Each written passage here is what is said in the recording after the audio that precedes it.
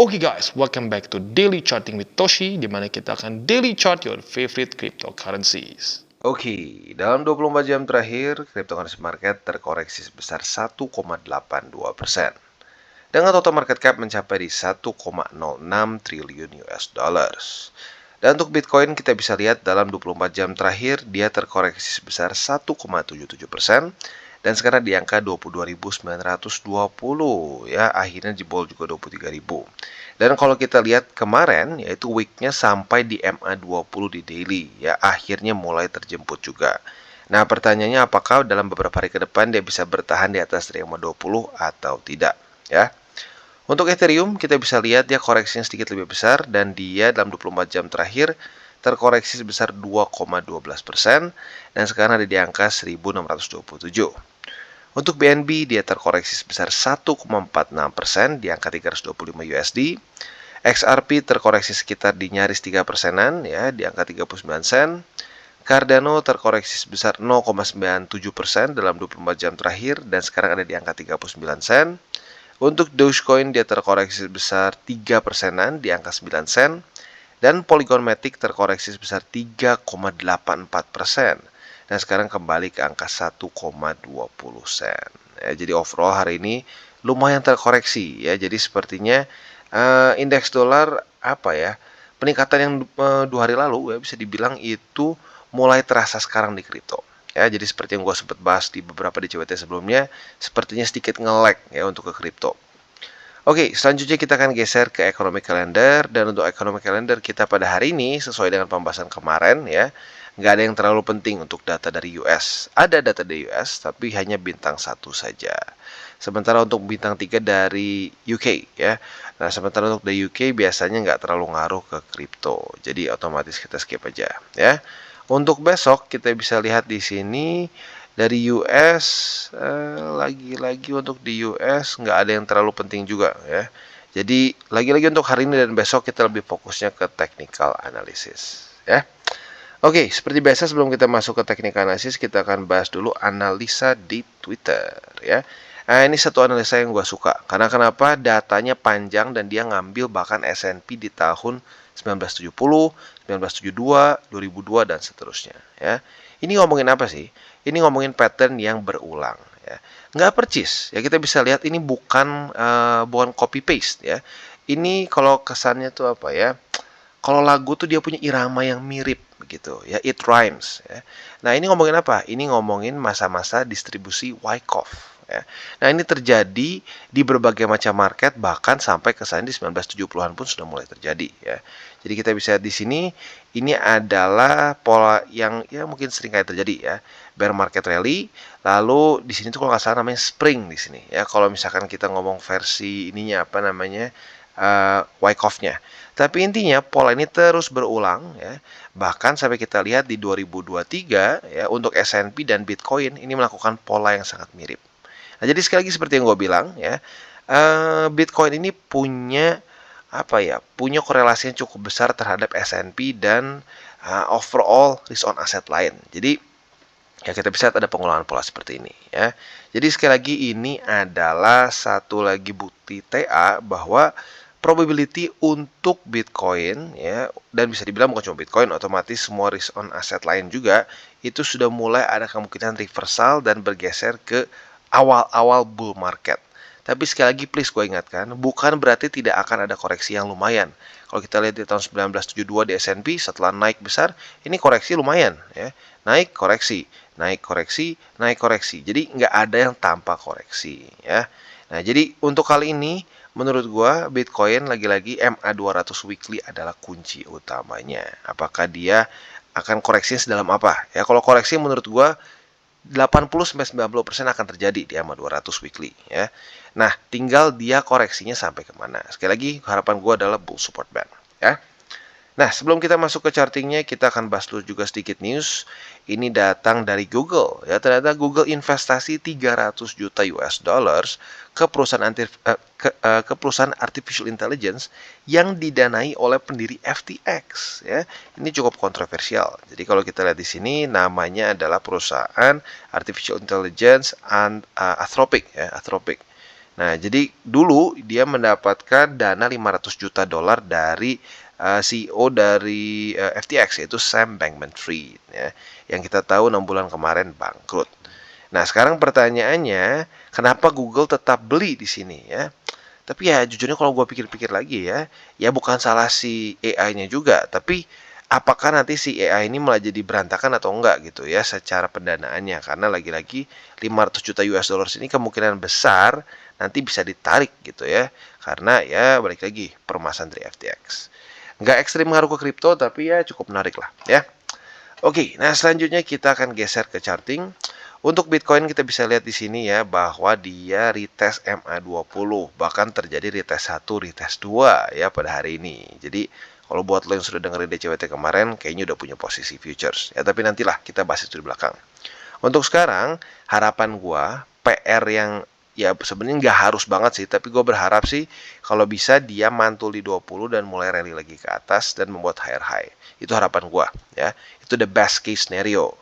Nah, tapi kalau untuk kita ngomongin yang lebih kemungkinan terjadi, ya jujurnya sih lebih ke dia ke reject oleh ini ya, MA200. Jadi ini masih mungkin naik, tapi kemungkinan besar MA200 kita bisa di sini akan mereject harga Bitcoin ya dalam beberapa ya mungkin minggu sampai hari ke depan lah ya.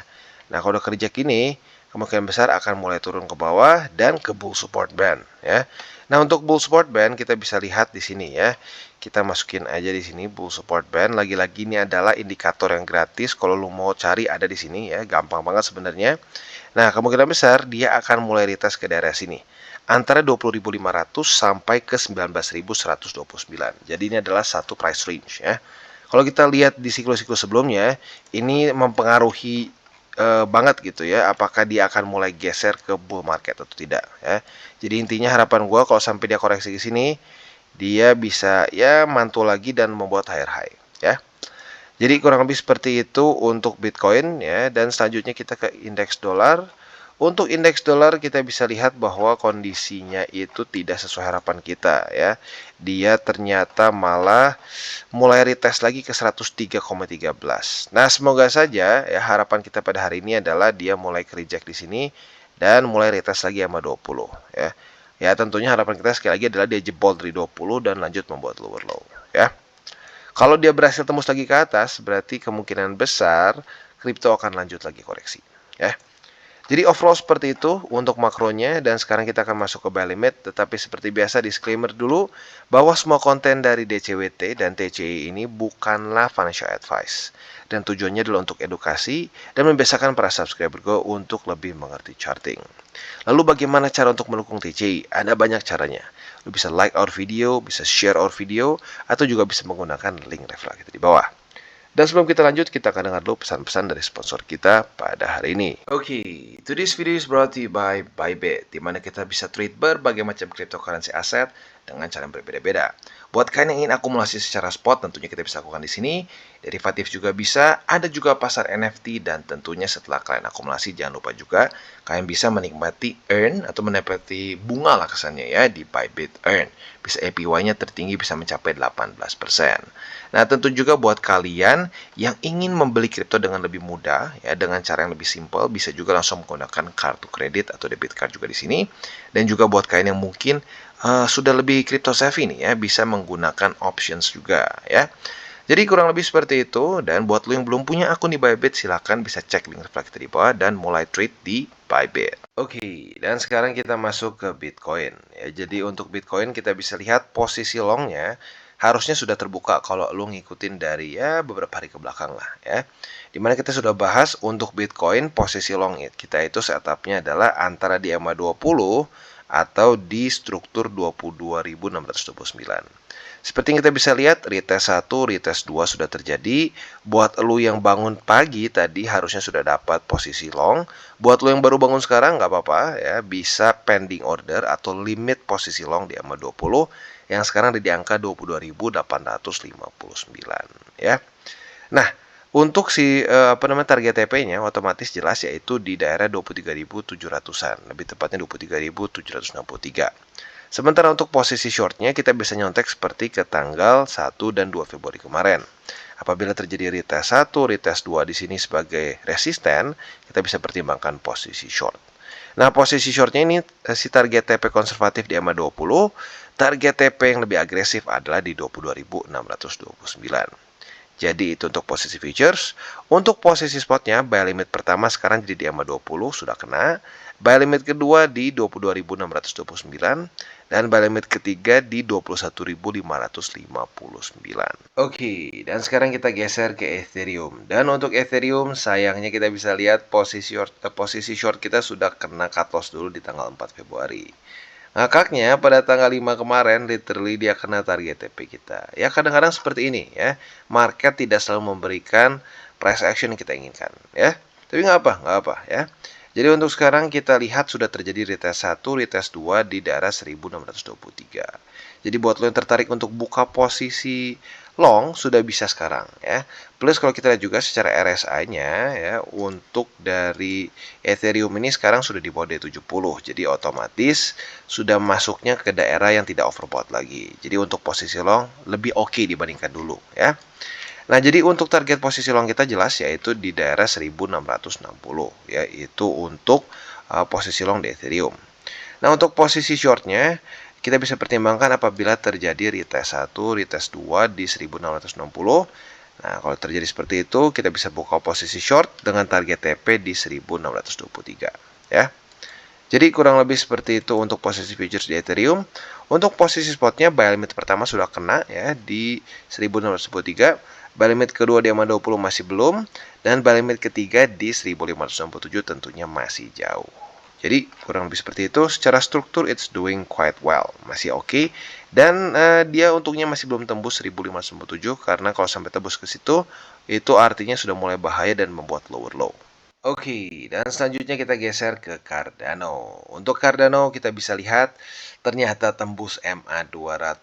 Walaupun nggak terlalu besar, tapi ya udah dihitungnya nggak terlalu tipis di sini ya. Sudah kelihatan dia dengan cukup inilah di bawah dari MA 200. Nah, buat yang kemarin ya yang ngikutin DCWT, kemungkinan sudah dengar juga. Gue udah bilang kalau gue pribadi sarankan untuk TP dulu aja, karena gue sudah bilang nih secara volumenya mulai turun terus. Jadi ada kemungkinan lanjut ke bawah dan ternyata benar lanjut ke bawah ya. Jadi ya tergantung. Kalau lu kemarin sudah denger DCWT duluan, harusnya sih keburu TP ya. Tapi kalau yang nggak nonton kemarin mungkin ya sekarang cut loss lah. Tapi nggak apa, cut lossnya tipis kok ya. Oke, nah untuk sekarang kita bisa lihat dia mulai retest pertama si EMA 200 sebagai daerah resisten. Jadi kalau sampai besok pagi jam 7 ya dia masih di bawah dari EMA 200 yang sekarang ada di 39 sen, lo bisa pertimbangkan untuk pending order posisi short di EMA 200. Target TP-nya di mana? Target TP-nya adalah di EMA 20 untuk yang lebih konservatif dan yang lebih agresif bisa pertimbangkan di daerah 37 sen di sini ya. Itu untuk posisi futures. Untuk posisi spotnya buy limit pertama sudah kena di EMA 200, buy limit kedua di EMA 20 dan buy limit ketiga di daerah 37 sen, yaitu struktur yang baru terbentuk pada tanggal 30 dan 31 Januari kemarin. Oke, dan selanjutnya kita geser ke BNB. Dan untuk BNB kita bisa lihat ternyata kemarin jebol dengan cukup meyakinkan di bawah dari 330.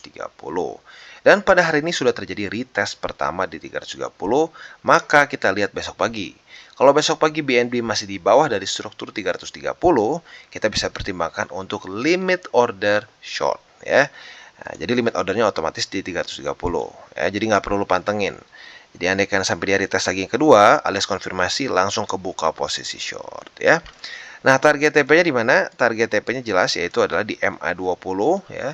Dan gue berharap sih ya jangan terlalu agresif lalu ya, karena kalau agresif terlalu jauh di 301. Jadi kalau gue pribadi target TP-nya lebih di MA 20 saja ya. Dan jangan lupa saat kita target TP di moving average, dari hari ke hari harus diupdate ya. Jadi jangan sampai lupa.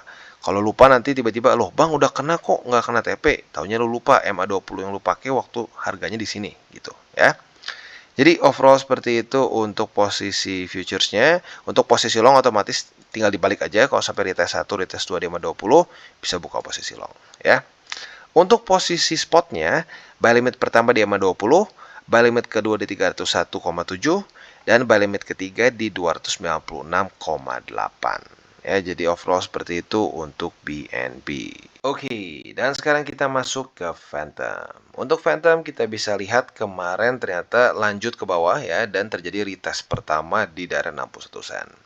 Nah, jadi untuk kalian yang menunggu posisi short di sini bisa kalian pertimbangkan untuk limit posisi short di daerah 61 sen. Ya, jadi kalau sampai terjadi lagi retest kedua, langsung kebuka posisi short dan kita otomatis ya langsung punya posisi short ya. Nah, target TP-nya di mana? Ada dua. Bisa di MA20 yang akan semakin mendekat tentunya ya. Untuk sekarang jadi sedikit lebih agresif, tapi nanti bisa berubah jadi lebih konservatif. Dan target keduanya di 48 sen. Ya, jadi itu untuk posisi shortnya. Untuk posisi longnya tentunya tinggal kita balik saja logikanya. Apabila terjadi pantulan retest 1, retest 2, antara di MA20 atau di 48 sen, kita bisa pertimbangkan untuk buka posisi long. Dengan target TP-nya, posisi longnya adalah di 61 sen ya. Jadi itu untuk posisi futures. Untuk posisi spotnya ada sedikit perubahan. MA20-nya sudah semakin mendekat ke 48 sen. Jadi gua satuin ini menjadi satu buy limit ya, buy limit pertama dan buy limit kedua di 41 sen. Dan sekarang kalau kita lihat juga dia Phantom sudah mulai di bawah dari 70 RSI-nya. Berarti sudah mulai masuk ke daerah yang tidak terlalu overbought ya. Oke, itu jadi dia ending dari DCWT kita pada hari ini. Dan seperti biasa, gue tidak akan pernah bosan untuk mengingatkan. Yang pertama, jangan pakai uang panas. Itu aturan yang paling penting lah menurut gue ya. Yang kedua, saat kalian sudah mulai trade, apalagi trade futures, jangan sampai kalian over leverage ya. Jangan sampai posisi spot yang udah pelan-pelan kalian bentuk malah rusak dengan posisi futures yang lu tidak pikirkan baik-baik ya. Jadi kurang lebih seperti itu. Oke guys, jadi itu adalah akhir dari segmen DCWT kita pada hari ini. Dan jangan lupa bagi kalian yang merasakan manfaat dari segmen ini, jangan lupa untuk share ke teman-teman kalian. Dan apabila lu pengen mensupport channel kita, ya TCI, jangan lupa untuk menggunakan link referral kita di bawah. Nggak wajib ya, tetapi apabila lu menggunakan link referral kita di bawah, ada macam-macam ya, dari Bybit, Huobi, Maxi, toko kripto, dan banyak lagi ya. Ya, walaupun nggak wajib, tapi kalau menggunakan link referral kita, lu secara langsung membantu perkembangan dari TCI. Dan satu lagi, jangan lupa juga untuk join Telegram group kita, di mana kita bisa ngobrol-ngobrol santai mengenai dunia cryptocurrency secara dua arah. So, jangan lupa untuk like, subscribe, klik the bell icon, and see you on the next video.